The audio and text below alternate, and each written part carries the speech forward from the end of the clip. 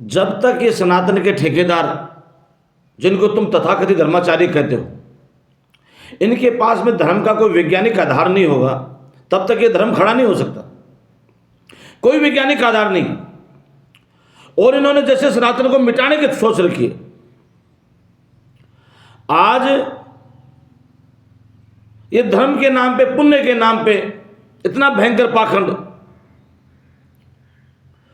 धर्म के नाम पे, पुण्य के नाम पे यज्ञ हवन,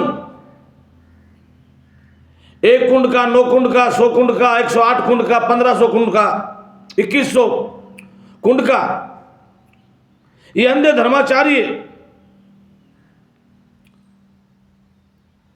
घी स्नेह जो शरीर को ऊर्जा देता है, शरीर को ताकत देता है, मिश्री मेवा जो शरीर को ऊर्जा देता है, ये सारा आग में डाला रहे, जला रहे हैं, आग में जला रहे हैं।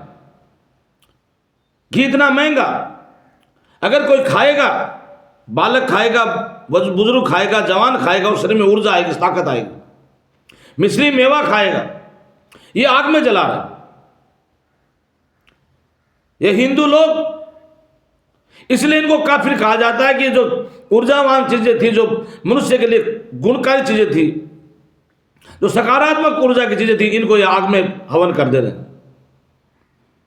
और दूसरी तरफ एक मुसलमान को देखिए, क्रिश्चियन को देखिए, वो अपने बच्चों को 500 रुपए की दिहाड़ी करते और महंगे से महंगा गुणकारी भोजन उनको वो करवाते हैं ताकि उनके शरीर में बलिष्ठ हो जाए। और वो इतने बलवान हो गए हैं, एक एक मुसलमान 10-10 हिंदुओं से टक्कर ले रहा है, 50-50 हिंदुओं से डरता नहीं। कारण वो घी को आग में नहीं जला रहा है, वो घी अपने बच्चों को खिला रहा है। मिश्री मेवा, बादाम, काजू, किशमिश, पिस्ता अपने बच्चों को खिला रहा है। और तुम्हारे एक तरफ से तुम्हारे धर्माचार्य आग में जला रहे हैं।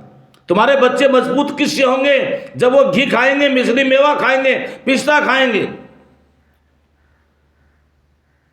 तुम्हारे समाज सेवी लोग बच्चों का खून निकालने के लिए रक्तदान शिविर लगा रहे हैं।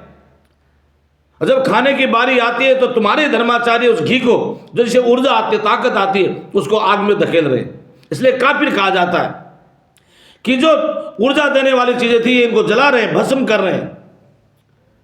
बंद करो ये नाटक। ये तुम्हारे कैसे कैसे महात्मा, कल ही गए थे हम वहां पे, जो घी को अंधों की तरह आग में धकेला जा रहा है।